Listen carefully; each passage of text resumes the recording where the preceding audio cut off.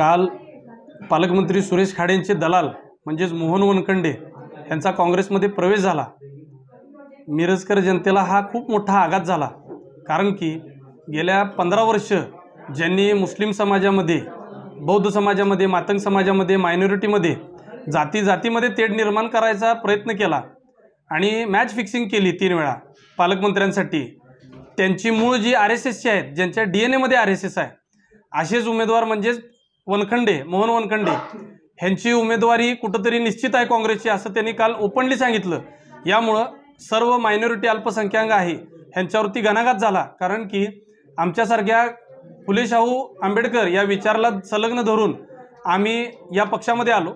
या पक्षामध्ये आल्यानंतर लोकसभेनंतर आम्ही खूप प्रयत्न केले पक्षवाढीचे, आणि आम्हाला न ग्राह्य धरता, अल्पसंख्याकांना न ग्राह्य धरता, जिथं तुम्ही लोकसभा आणि विधानसभेला संविधान वाचवा ह्या घोषणाबाजी करता, परंतु तालुका लेवलला संविधानाचा विरोध मनुस्मृतीच्या वाटेवर जे आहेत, जी RSSला संलग्न आहेत, असल्या लोकांना तुम्ही हयात करून उमेदवारी देता।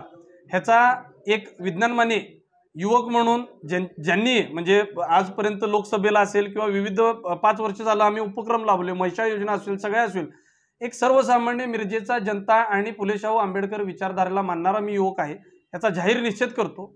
कारण की वनखंडे आणि सुरेश खाडे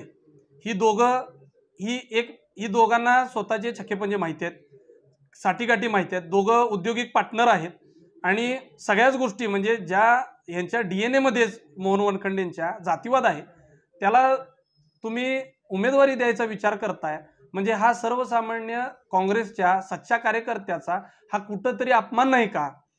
ज्या रक्ताचं तुम्ही म्हटला की आमचे काँग्रेसमध्येच रक्त आहे, म्हणजे आमचं रक्त हे काँग्रेसच आहे, तर तुम्हाला एखादा काँग्रेसच्या रक्तातला उमेदवार मिळाला नाही का?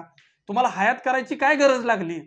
आज मॅच फिक्सिंग आपण बघतोय 3 वेळा ज्या पद्धतीने झाली, तर ही एक प्रकारची मॅच फिक्सिंग आहे का? हा सुद्धा प्रश्नचिन्ह सर्वसामान्यांच्या मनामध्ये आहे।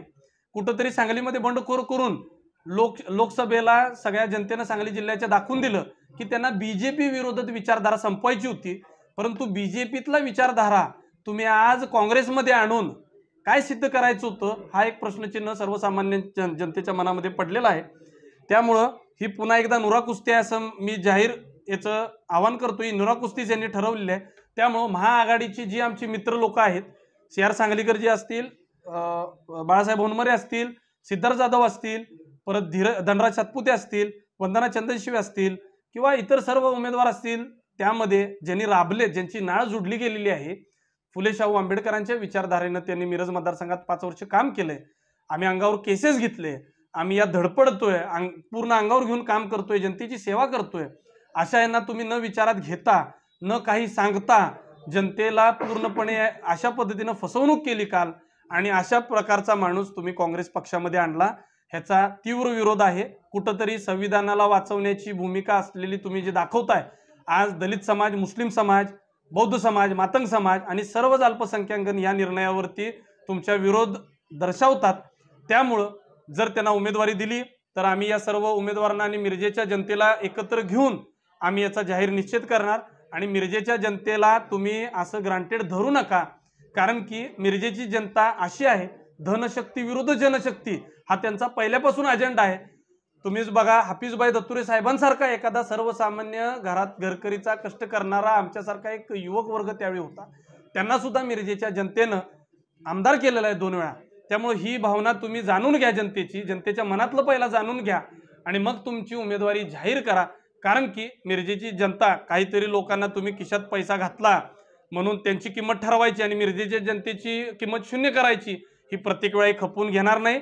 मिरजेच्या जनतेचा अंदाज हा भल्याभल्यांना लागलेला नाही आहे, त्यामुळे त्यांच्यावर थोपवायचा हा प्रयत्न करू नका, नाहीतर येणाऱ्या कालावधीमध्ये मिरजेमध्ये सगळे उमेदवार मिळून आणि मिरजेची जनता मिळून एक बंडखोर उमेदवार उभा करेल आणि निवडून सुद्धा आणेल, ही मला गॅरंटी आहे। त्यामुळे सुरेश खाडेंचा दलाल तुम्ही कृपया करून परत आमच्यावर लादू नये, ही तुम्हाला विनंती। जय हिंद, जय महाराष्ट्र।